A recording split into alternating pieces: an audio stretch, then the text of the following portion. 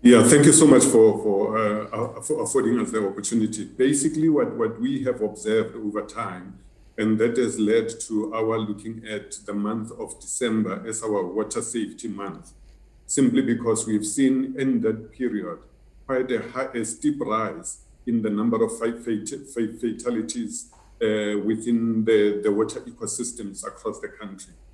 That is basically due to one, a lack of attention to small children in the around water bodies. Secondly, we know that in this period, festive season, people are not very responsible in terms of how much they take, insofar as alcohol is concerned. We also are aware that there is a bit of laxity in terms of just general care about what people do around water ecosystems, but also it is the highest rainfall season for the country, and therefore you find that the water bodies are quite flooded, and some of the currents you can never tell how strong they are, by just looking at the water with the naked eye. And sometimes you find that people take chances and want to play around, and therefore that has led to a lot of losses of lives, not just of human beings, by the way, livestock as well has also been impacted upon. Yeah, so it sounds to me that these are all avoidable tragedies, especially once you consider that drownings, as I mentioned, are the fifth leading cause of accidental death in South Africa. Paint the picture for us in trying to ascertain how that's changed, if at all, this year so far. And I'm only asking this because now, of course, we're dealing with the additional complexity of the fact that there are fewer options for people who want to go around swimming. Many of them won't be able to go to the beaches, and so typically the dams, I understand, become the natural substitute. Actually, that has compounded the whole issue, because remember that at the beaches, you find your lifeguards, you find your safety, emergency safety people along the beaches and so on.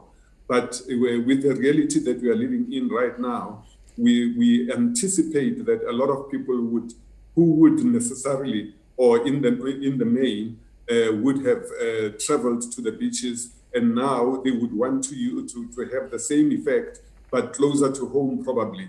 They would then resort to water ecosystems and unguarded river banks and so on and so forth. So that is where we are saying that it is imperative for all of us that we become even extra careful, because if we do not, we are going to see a rise in fatalities around our water ecosystems, which is really something we believe should be avoided. One of the things that we have seen is that, as you correctly put it, the months of October and September are normally, our months where we have very high temperatures.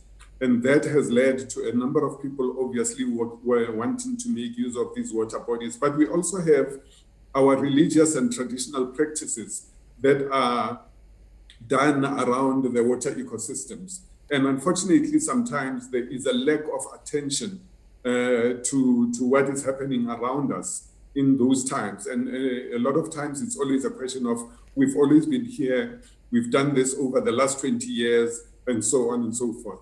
But each year, each day is very different from what you've experienced before. So we must not always assume that what we have seen before will prevail on any other time. And I wonder what that has meant then for the nature of the intervention that government is thinking about introducing to try and at least curb this troubling trend. For instance, the fact that many of the water bodies are unguarded, is that something government might look at relooking, again, in an effort to ensure that at least we're able to have some form of curbs on these water bodies? It is very difficult when you look at how you can be able to, for instance, fence off the length of rivers across the country. It is an impossible task. We do know that where we have our dams, and the department is responsible for about 315 major dams across the country, there is protection against people accessing those dams and so on. But there are areas for recreation and so on that are open closer to the dams as well as along the rivers. And that is where we are saying people must be extra careful. We just need to be very sober in how we actually deal with our water ecosystems. Let us make sure that we look after one another. Let us care for what each one of us is doing, because ultimately it's a question of behavioral changes towards the water and the water ecosystems that can be able to assist us to reduce the number of fatalities in our water bodies. And Sputnik, what does the law say as it stands? I mean, if there is a body of water in a residential area that's been around for years, legally speaking, how are communities meant to respond to that if they want to use that for recreational purposes? In the main, when those are around where people live, they would be guided by the municipal bylaws as to what kind of access is allowed there. In terms of our major infrastructure, we are very careful as to how we actually allow people to go onto our infrastructure. That is why even when we do our media tours and so on, we actually take special precaution to be able to make sure that all of the things that are necessary for us to be able to bring people onto those water courses are seen to, and all of the prevailing conditions are actually made to stand. And therefore, we have to work together. It's a question of, how much awareness we can raise. And awareness is something that doesn't have a timeline. We just have to keep on raising the issue and making sure that people can be able to hear what we are saying about it. Right. Sputnik, before I let you go, we've seen sustained downpours in places like Gauteng for several, I think it's probably weeks now, but the Western Cape has just ended its rainy season. Just give us an idea of how the dam levels are doing across the country. Are we in a comfortable position as we enter into the festive season?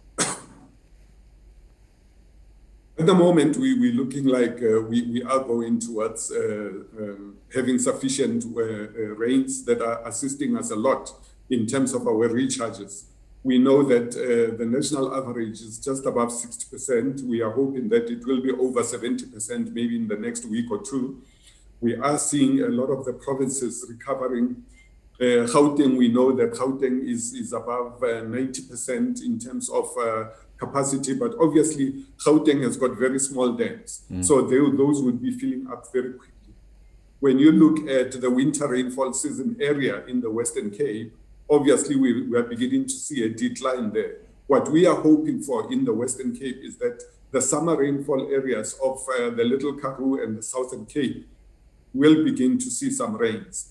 Where we are really concerned is still the Eastern Cape, Limpopo, and parts of the Northwest that are still struggling. But we are optimistic that with less high temperatures and more consistent rainfall, we can be able to see better recharges of our water system. All right, thanks very much for coming on to the AM Report, giving us what you know. Sputnik Ratau speaks for the Water and Sanitation Department. An important message being sent out this morning as well about how we should be extra careful, as many South Africans are now likely to opt for dams for recreational swimming rather than beaches due to the closure that was announced by President Cyril Ramaphosa.